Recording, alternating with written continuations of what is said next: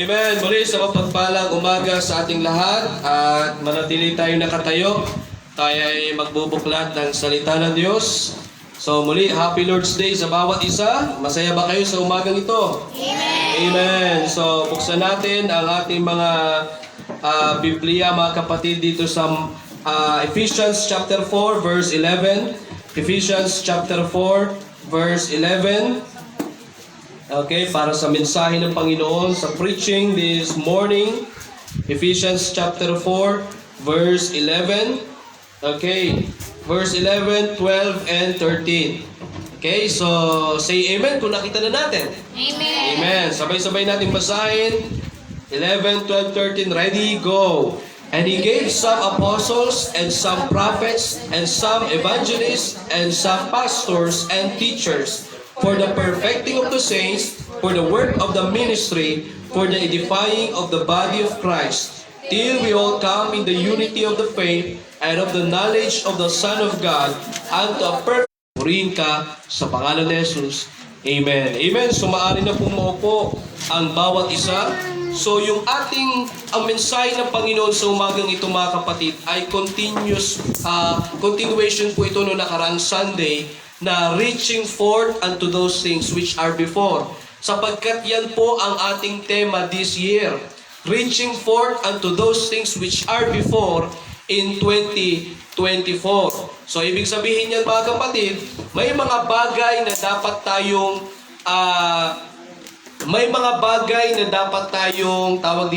dapat tayong abutin this 2024, at tinuruan din tayo ng Biblia, mga kapatid, na kung ano man yung mga hindi magagandang bagay na nakaraan natin this 2023, lahat yun ay kalimutan na natin. Amen?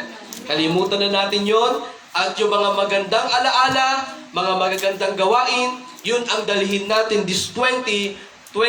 Amen? Kung paano tayo pinagpala ng Diyos, yun yung ating mga dalhin this 2024. Okay? So, yung una nga dyan, yung ating aabutin, di ba, tema natin yan, merong tatlo yan, di ba, reaching forth unto those things which are before. Now, what are these things? Ano yung una doon? Maturity. Okay? So, when it comes to maturity, na-topic na natin yan noong nakaraan, sabi ng Biblia sa Ephesians 4:11, tingnan natin. Sabi dyan, ang Diyos ay nagbigay sa atin. Una niyang ibigay is yung apostles. Ang apostles, ito yung tinatawag na 12 apostles. Isa na dun, di ba, si Judas? Okay? So, sila yung first members of the church, mga kapatid. Sila yung mga tinawag ng Diyos sa unang simbahan. Sila yung mga unang miyembro sa simbahan. At sila din ay nakasama nila ang Panginoon literal. Yan ang mga apostoles. Tapos sabi dyan, hindi lang apostles, kundi prophets. Binigay ng Diyos prophets. Sino naman itong mga propeta? Ang mga propeta, sila yung mga direktang nakikipag-usap sa Diyos. Narinig nila yung boses ng Diyos, meron silang vision sa Diyos, nakikipag-usap sa kanila ang Diyos literal. Kasi dati, sa Old Testament, hindi pa naman buo ang Biblia. Kaya nakikipag-usap ang Diyos sa pamamagitan ng boses talaga galing sa langit. Pero ngayon, wala nang ganyan, mga kapatid, ha? Kasi ngayon, buo na ang Biblia. Ang Diyos ay nakikipag-usap siya sa pamamagitan ng kanyang salita. Kaya pag nagbasa ka ng Biblia, mga kapatid, kinakausap ka ng Diyos. Kaya kung gusto mo na kausapin ka ng Diyos, basahin mo ang Biblia. Kaya sabi ko nga lagi sa inyo, huwag kayong maniniwala sa mga taong magsasabi sa inyo na kagabi daw, kinausap sila ng Diyos. Sa isang madilim, merong lumabas na liwanag, tapos kinausap sila ng Diyos, lumabas yung boses ng Diyos. Huwag kayong maniniwala kung may mga taong magkukwento sa inyo ng ganun. Kasi hindi na mangyayari yan. Okay? Ang Diyos ay nakikipag-usap sa kanyang salita. Amen? Madali lang kausapin ng Diyos. Magbasa ka ng Biblia at manalangin ka. Amen? Pag ikaw naman nag-pray, ikaw yung nakikipag-usap sa Diyos. At pag tayo naman nagbasa ng Biblia, ang Diyos ang nakikipag-usap sa atin. So yan po ang mga propeta. Direct silang nakikipag-usap sa Diyos. So yun yung mga binigay ng Diyos, ha? Merong apostles, merong prophets, ano pa? Evangelist. Sino naman tong evangelist? Mga nag-evangelize. Sila yung mga nagtuturo ng katiyakan ng kaligtasan. Pumupunta sa iba't ibang lugar, nagtuturo sa bahay-bahay. Yan, mga evangelist ang tawag dyan. Okay? So, tayo, mga evangelist din naman tayo. Nagsishare tayo ng salita ng Diyos. Ano pa? And some pastors. Sino naman ang mga pastors? Ang mga pastor, ito yung ibinigay ng Diyos sa church. So, ang pastor, meron siyang hinahawakang church. Ang pagkakaiba ng evangelist at ng pastor, ang evangelist, wala siyang hinahawakang simbahan. Pero nagtuturo siya ng katiyakan ng kaligtasan, nagtuturo siya ng ebanghelyo sa bawat tao. Okay? Pero ang kaibahan ng pastor sa kanya, ang pastor, bukod sa nagtuturo ng ebanghelyo sa bawat tao, meron siyang hinahawakang simbahan.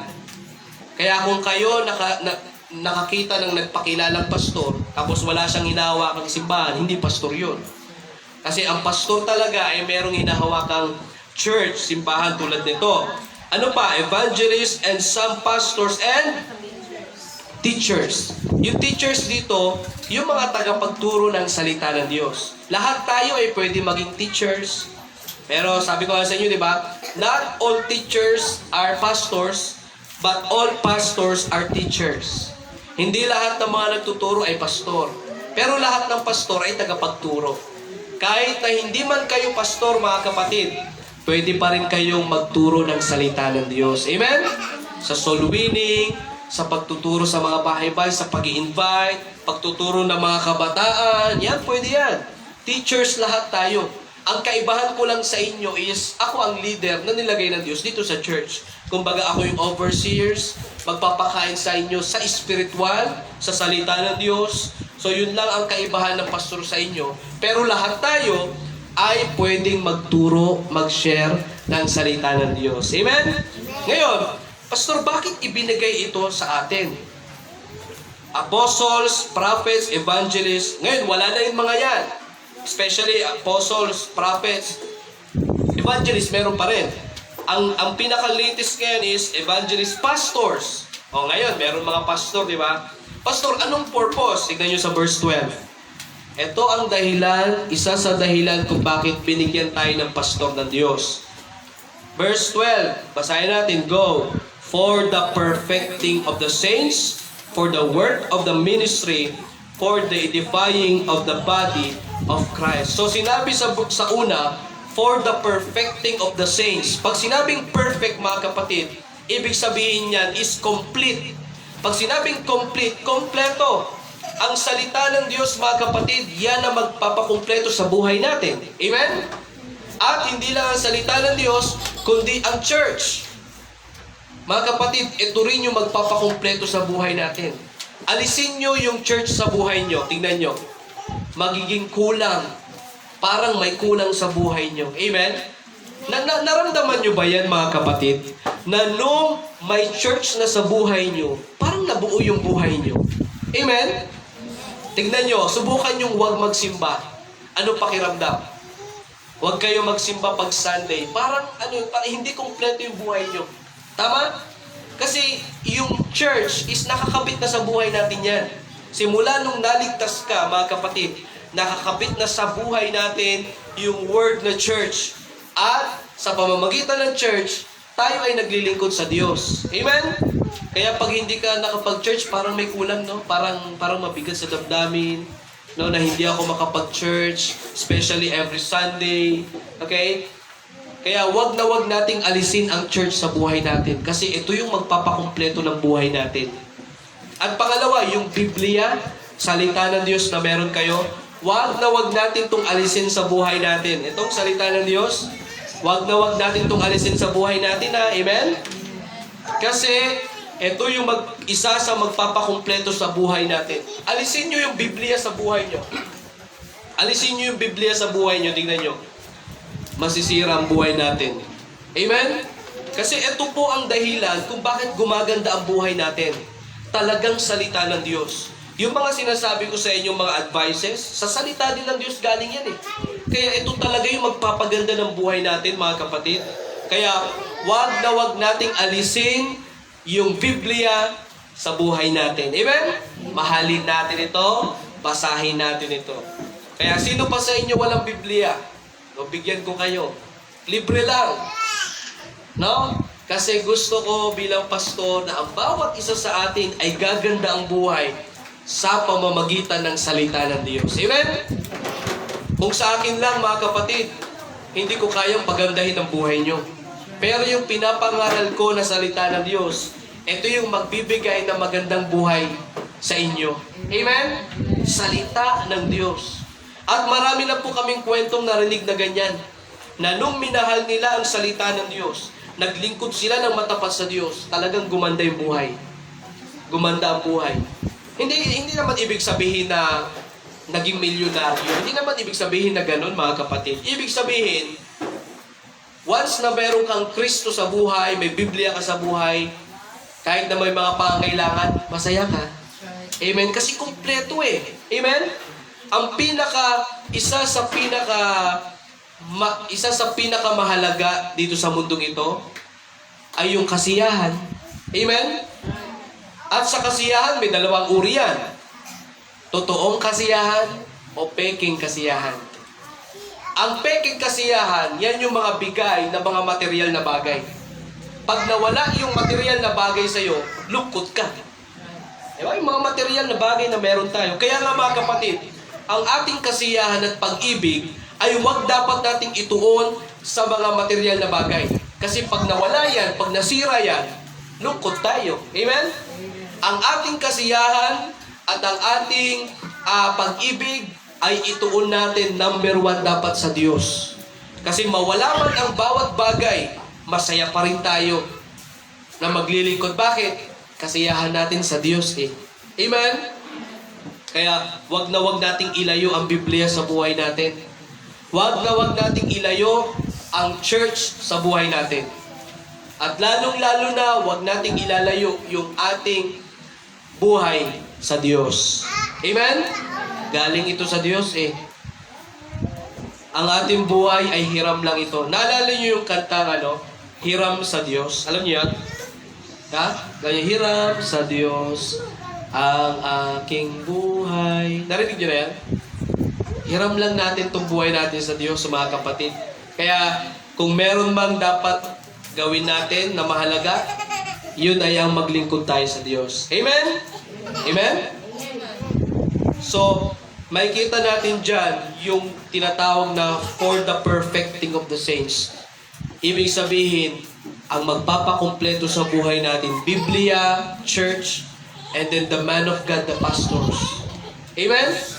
And then, bukod sa perfecting of the saints, dyan na rin yung ibig sabihin na perfecting is complete. And then, pangalawa, yung tinatawag na maturity. Amen? Di ba yun yung number 1 point sa tema? Maturity. Sinabi ko na yun noong nakaraan. Pag sinabing maturity, ibig sabihin, you will not easily offended. Hindi ka mabilis ma-offend. You are mature. Pag nakarinig ka ng mga preachings, mga hard preachings, at tinamaan yung puso natin, mga kapatid, at nasaktan tayo, pag ikaw ay hindi na-offend, at ikaw ay hindi umalis sa church, na natili ka, then you are mature. Amen? Sino yung mga hindi mature? Sino yung mga immature? Ito yung mga Kristiyano na matagal na at nung tinamaan sa mensahe, natisod, umalis, nag-backslide, hindi na bumalik sa church, hindi na naglingkod sa Diyos. That is immaturity, mga kapatid.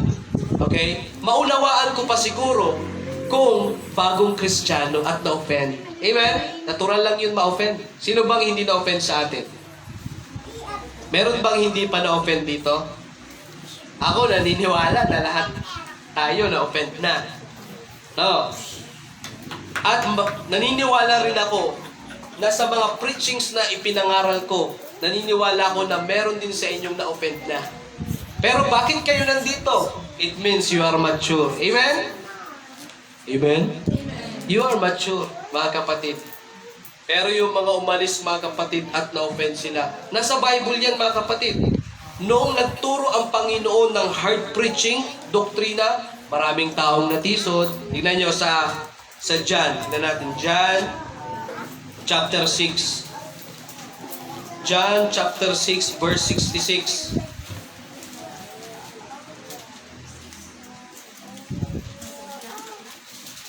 John chapter 6. Ayan o, ang kwento nito mga kapatid, sa John chapter 6, ito po ay yung Panginoon nagturo na siya ang tinapay ng buhay. Siya ang kaligtasan. Siya ang buhay na walang hanggan. Pero, maraming tao ang hindi naniwala sa Kanya. Kasi ang kwento nito, sa John chapter 6, maraming taong sumunod sa Kanya that time. Kasi nga, ang Panginoon, nung nandito pa siya sa lupa, nagpapagaling siya ng may sakit. Lahat ng uri ng sakit, pinapagaling niya. Tapos, lahat ng mga gutom, pinapakain niya. Siyempre, ang tao, karamihan niyan is, ang habol is, makakain sila. Kaya that time, ang daming sumusunod sa Panginoon para makakain, para gumaling sa kanilang mga sakit. O diba? Kaya ang daming sumusunod. Pero, habang sila ay sumusunod, kinuha ng Diyos yun na opportunity na siya ay makapangaral ng salita ng Diyos. At nung siya ay nangangaral ng salita ng Diyos, isa sa ipinangaral niya ay siya yung tinapay ng buhay na kinain ng inyong mga ama sa Old Testament times. Ibig sabihin, tinuro niya doon na ang kaligtasan sa Kanya matatagpuan. Amen? At totoo naman talaga, hanggang ngayon, yan yung alam natin. Maliligtas tayo sa pamamagitan ng pananampalataya at pagtanggap natin sa Panginoong Kristo. Yun yung, at hanggang ngayon, yun yung ating tinuturo, yung tinuro ng Panginoon. Pero, that time, maraming hindi naniwala sa John chapter 6. Sabi nila, nagtuturo ka na ikaw yung buhay na walang hanggan. Anak ka lang naman. Sino ba yan? Anak lang naman ng karpintero yan. Ganun yung mga comment. Kaya, hindi nila matanggap yung turo ng Panginoon. Kaya yung maraming umalis, maraming nakikinig sa Kanya at maraming sumusunod sa Kanya, ano nangyari? Dahil natisod sa turo, umalis. Tignan nyo sa John 6. Sa John chapter 6. Verse 60. Tignan nyo sa verse 60. Hindi kinayan ang turo ng Panginoon eh. Sabi nila, siya ang kaligtasan anak lang naman ng karpentero yan. Hindi nila matanggap na ang Panginoon ang tagapagligtas. Verse 60, sabi dyan, John 6:60. Many therefore of His disciples, when He had heard this, nung narinig nila yung ganun turo, sabi nila, this is an hard saying. Who can hear it? Sabi nila, grabe naman tong turo na to. Sino bang may kayang makinig dito? Kasi matindi talaga yung preaching ng Panginoon. Maraming ayaw maniwala. Parang dito, di ba? Pag nag-preach tayo against vices, against bisyo, maraming talagang pumipintig ang pandinig, mga kapatid. Kasi talagang hard preaching ang tawag dyan. Amen? At maraming umaalis sa simbahan ito dahil sa talagang hindi nila kaya yung ganung turo. Kaya, nung time na to, maraming umalis. Kasi yung turo ng Panginoon, hindi nila kaya. Tingnan nyo sa verse 61. Ito na. Verse 61. Sabi dyan, when Jesus knew in Himself that His disciples murmured, nag-murmur na sila. Ano sa Tagalog ng murmur? Nagreklamo na sila. Sabi, grabe naman yung turo ng Panginoon. Sabi sa verse, ano sabi? Murmured at it. He said unto them, that this offend you? Na-offend ba kayo sa ganito? Talagang inano sila ng Panginoon, kumbaga tawag, direct to the point ng Panginoon, no? Ba't kayo nagmumurmur? Nagre-reklamo? Na-offend ba kayo sa ganitong turo? Tingnan nyo sa verse ano na tayo? Verse 66. Okay. Na-offend. Yung 62, 63, 64, katuruan niya ng Panginoon about sa Kanya at yung katiyakan ng kaligtasan. Verse 66 na tayo. Nung narinig nila yung turo, nag-murmur sila, na-offend sila. Verse 66, from that time, many of His disciples went back and walked no more with Him. Grabe, no? Nung hindi nila matanggap yung katuruan, ano ginawa nila? Disciples. Pag sinabing disciples, yung mga sumusunod, anong nangyari sa kanila? Went back. Umalis sila, mga kapatid. And walk no more with Him. Nag-backslide sila. Hindi nila matanggap ang katuruan. Nangyayari sa church yan sa panahon ngayon. Even sa church natin dito. Pag ang pastor ay nangaral na ng mga matitinding pangangaral, talagang hard preaching, may mga umaalis. Pero mga kapatid, kung ang habol ko lang dito is bilang para dumami tayo, ang taktika kasi niyan para dumami is huwag kang magtuturo ng mga katuruan na pwedeng ma-offend yung mga makikinig. Ganon ang taktika ng ibang simbahan. Kaya dumadami sila. Bakit? May mga turo silang tinatago. Pero sa Bible, mga kapatid, tinuruan po tayo na walang dapat itagong katuruan sa Biblia. Lahat ng uri ng kasalanan, kailangan isa-isahin yan. Kailangan malaman ng mga miyembro yan para mamulat sa katotohanan. Ang katotohanan, mga kapatid, ay masakit. Pero ito yung magpapalaya sa atin. Amen? Ang katotohanan ay masakit. Pero ito kasi yung magpapalaya sa atin mula sa mga maling practices, mula sa mga maling gawain. 'Di ba? Parang sabi ko nga sa inyo, para lang 'yan para lang 'yang sugat na ginagamot eh. Nakakita na ba kayo ng taong ginamot sa sugat pero natutuwa pa? 'Di ba? Hindi, masakit talagang gamutin ang sugat. So same din sa preaching. Pag kayo natamaan sa preaching, ibig sabihin, merong ginagamot ang Diyos sa buhay nyo. Amen? At pag tinanggap nyo yung preaching na yan na nasaktan kayo, ibig sabihin mga kapatid, gusto nyo na pagalingin kayo ng Diyos. At pag tinanggap nyo yan, tignan nyo, at hindi kayo umalis, pag tinanggap nyo yan, tignan nyo mangyayari. Gagaling yung buhay nyo, magbabago ang buhay nyo, hanggang sa makikita nyo na lang yung buhay nyo na naglilingkod na pala ako sa Diyos. Amen? Naglilingkod na pala ako sa Diyos. Bakit ganun mga kapatid? Dahil sa ang gamot natin mga kapatid ay ang salita ng Diyos. Amen? Kaya kung maturity lang ang pag-uusapan, sino bang mature sa atin? Lahat tayo na-offend na. Pero dahil sa tinanggap natin ang salita ng Diyos, gumaling tayo. Amen? Gumaling tayo. Pero sa mga umalis at hindi na naglingkod sa Panginoon, ang nakakalungkot is, nung umalis sila, saan sila pumunta? Doon pa rin sa sanlibutan. Doon pa rin sa dati nilang gawain. Walang pagbabago at ang malupit doon is, lumala pa yung kanilang pamumuhay. Pero sabi ni Pedro, tignan nyo sa verse 67, nung marami nang umalis kasi hindi kinaya yung turo, sabi sa verse 67, sabi ng Panginoon, then said Jesus unto the 12, will ye also go away? Sabi niya sa 12 disciples, aalis din ba kayo? Pero sabi ni Pedro sa verse 68, then Simon Peter answered him, Lord, to whom shall we go? Thou hast the words of eternal life. Sabi ni Pedro, Lord, saan kami aalis pa kami? Aalis pa ba kami? Saan kami pupunta kung aalis kami? Nasa iyo na yung buhay na walang hanggan. Amen? Kaya kung aalis tayo dahil sa na-offend tayo, saan tayo pupunta? Saan tayo pupunta? Ako, pastor, lilipat ako sa ibang simbahan. It's up to you kung lilipat ka. At kung lumago ka sa simbahan na lilipatan mo, so be it. No hurt feelings. Amen? Masaya pa ako na lumago ka kasi lumipat ka. Ang mahirap dyan, mga kapatid, yung umalis ka sa church at hindi ka na nag-grow. Amen? It's a matter of growing, mga kapatid. Kailangan mag-grow tayo.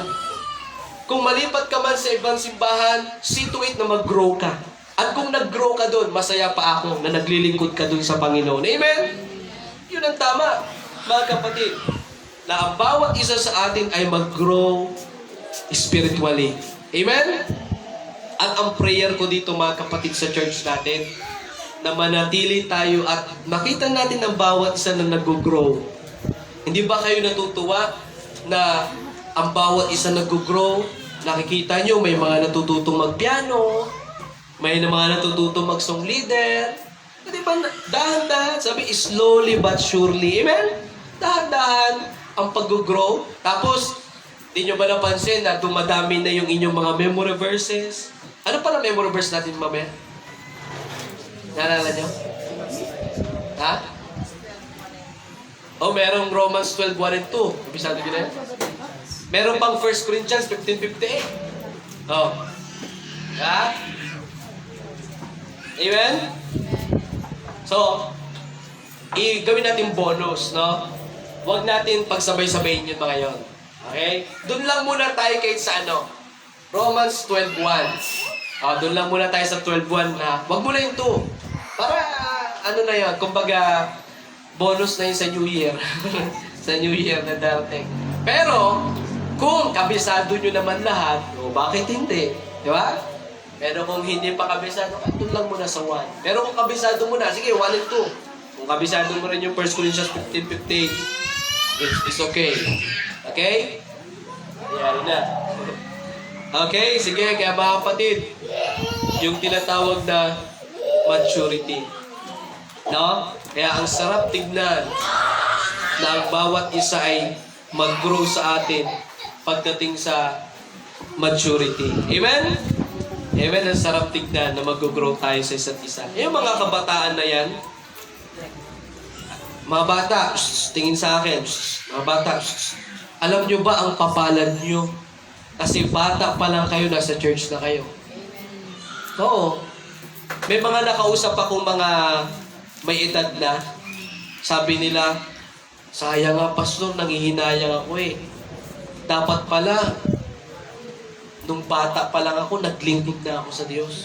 Kasi nakita nila yung masaya talagang maglingkod sa Diyos. Amen? So same din sa atin mga kapatid. Same din sa atin. Bata pa lang kayo, nakikita nyo na yung kabutihan ng Diyos sa buhay nyo, napakapalad nyo. Amen? Kaya huwag kayong magsisi na kayo ay napunta sa church. Ako, lumaki din ako sa church, mula bata. At ngayon, pastor na ako, hindi ko po pinagsisisihan na ako ay dinala ng nanay ko sa simbahan. Napakalaking pasasalamat ko na meron akong magulang na minahal at Diyos at minahal kami, dinala kami sa church. Amen? Ang natin tumayo, tayo po ay mananalangin. Ama naming Diyos na makapangyarihan sa lahat, Lord, salamat sa mensahe. Salamat, Lord, sa paalala na aming po narinig. Salamat sa encouragement sa umagang ito. Sa pangalan ni Jesus. Amen. Habang lahat nakapikit at nakayuko, gusto ko bawat isa mag-pray. Kunting katahimikan lang, bawat isa mag-pray.